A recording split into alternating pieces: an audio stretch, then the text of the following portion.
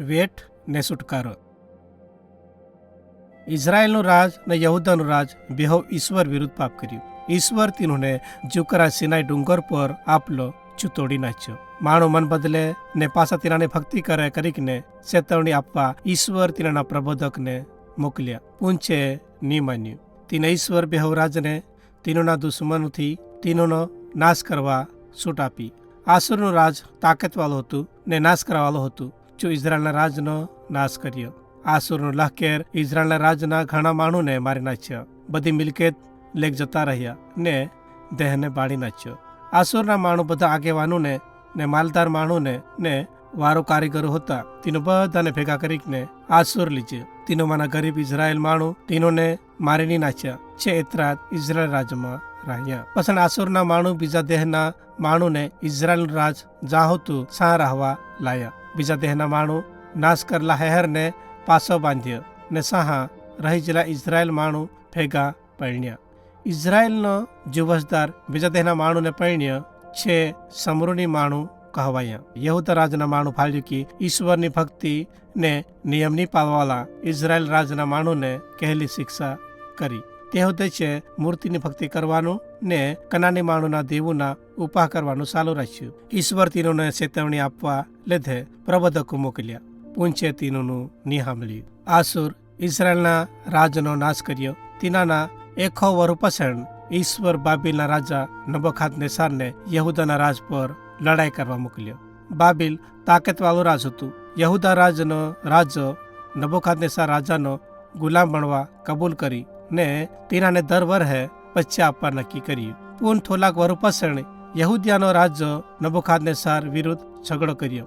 તેને બાબિલ પાસે આવીને યહૂદિયાના રાજ પર હુમલો કર્યો છે. યરૂશાલેમનું શહેર લઈ લીધું. ભક્તિ કરવાની જગાને નાશ કરી ને શહેરને ભક્તિ કરવાની જગાનો બધો ખજાનો લૂંટી લીધો. યહૂદિયાના રાજાને ઝઘડો કરવાની શિક્ષા આપવા લીધે નબૂખદનેસ્સર રાજાના થગડા રાજાના પોરિયાને તીન્હા અગોલ મારી નાખ્યો ને પસણ તીન્હાને આંધળો કરી દીધો. પસણ છે રાજાને બાબિલના બંદીવાસમાં મારવા લીધે લીજ્યા.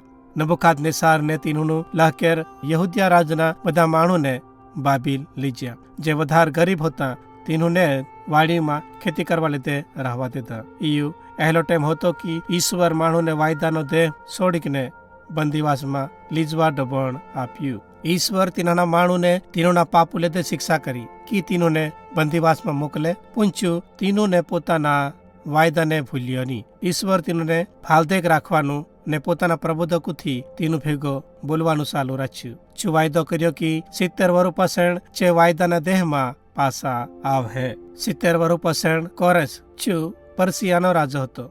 જો બાબિલને હરાયું ને તીનાનું રાજ લઈ લીધું. ઇઝરાયલ માણો આ યહૂદી કહેવાયેલા ને તીનુમાંના ઘણા માણો પોતાની આખી જિંદગી બાબિલમાં પૂરી કરી. તીનુમાંના ઘણા ઓછા ડાહલાને યહૂદી દેહ યાદ હતો. પરસિયન રાજ તાકાતવાળું હતું. પૂંછે જીતેલી પ્રજા પર દિયાવાલા હતા. કોરેશ પરસિયાનો રાજો બન્યો. પછી તરત હુકમ કર્યો કે જે યહૂદી માણો યહૂદિયા રાજમાં જવા માંગતા હોય છે પરસિયા છોડીને યહૂદિયા રાજ જાય શકે. જો ભક્તિ કરવાની જગા પાસે બાંધવા લીધે પચ્ચા હોદ્દે આપ્યા. તેને 70 વર્ષ પછી યહૂદી માણોનું એક નંડલું ટોળું યહૂદિયાના યરૂશાલેમ શહેરમાં પાછું આવ્યું. જે માણો યરૂશાલેમમાં પાછા આવ્યા ત્યારે ભક્તિ કરવાની જગા ને શહેરની ચારેમેર કોડ બાંધ્યો. હજુ બીજા માણોથી તીનુને અમલ ચલાવતલો. પાછા છે વાયદાના દેહમાં રહેવા બાજ્યા ને ભક્તિ કરવાની જગામાં આરાધના કરવા બાજ્યા.